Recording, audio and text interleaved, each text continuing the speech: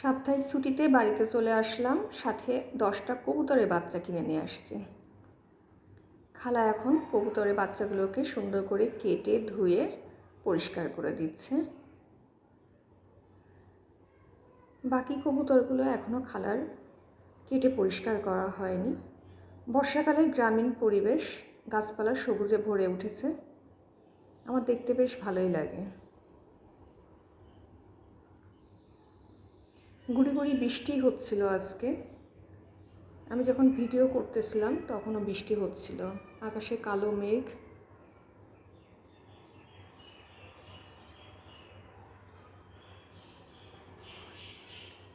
একটি কড়াইতে তেল দিয়ে তাতে পেঁয়াজ, আদা, রসুন, গরম মশলা গুঁড়া সব কিছু দিয়ে গ্রামীণ পরিবেশে মাছকে কবুতরের মাংস রান্না করে দিচ্ছে।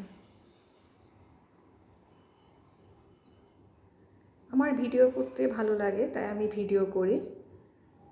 যারা আমার ভিডিও পছন্দ করবেন তারা অবশ্যই সাবস্ক্রাইব করবেন, এবং যারা আমার ভিডিও দেখতে পছন্দ করবেন না তাদেরকে বলবো যে আপনারা সাবস্ক্রাইব করবেন না। মশলাটা এখন কষানোর প্রক্রিয়া চলছে। লবণ দেওয়া হলো,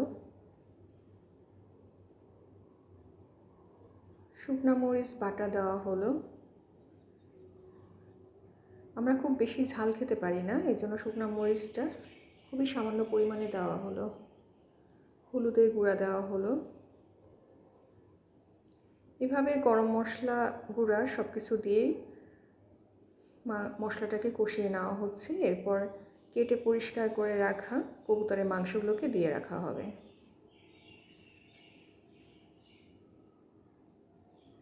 সাপ্তাহিক ছুটিতে বাড়িতে আসা হয়, তখন মনে হয় যে যেটা শরীরের জন্য ভালো সেটা একটু খেয়ে দেখি। কবুতরের মাংসগুলোকে মশলার সাথে সুন্দর করে কষিয়ে রান্না করলে বেশি ভালো লাগে খেতে। কবুতরের মাংস রান্না করতে বেশি সময় লাগে না। এখনও খালা পরিষ্কার করে যাচ্ছে বাকি কবুতরগুলো।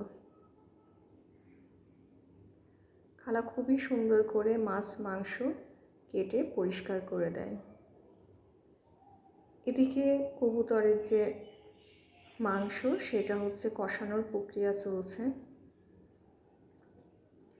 কবুতরের মাংস রান্না করতে খুব বেশি সময় লাগে না।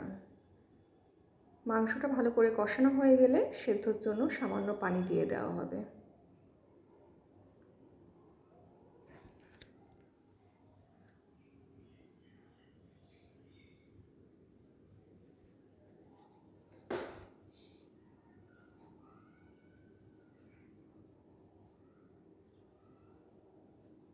আমি আজকে রান্না ছাড়াও গাছপালা কীভাবে পরিষ্কার হচ্ছে কবুতর সেগুলো আজকে ভিডিও করে দেখাচ্ছি। সবসময় একভাবে ভিডিও করতে ভালো লাগে না।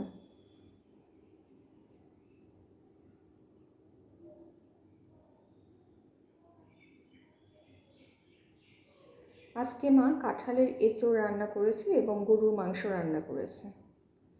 এই যে আমাদের গ্রামীণ রান্নাঘর, এখানে মাটির চুলায় রান্না করা হয়। মাটির চুলার রান্না আমরা জানি খুবই সুস্বাদু হয়।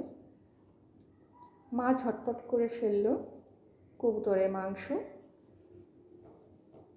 পরিবেশনের সময় আমরা কিছুটা পেঁয়াজের বেরেস্তা ছড়িয়ে দিব।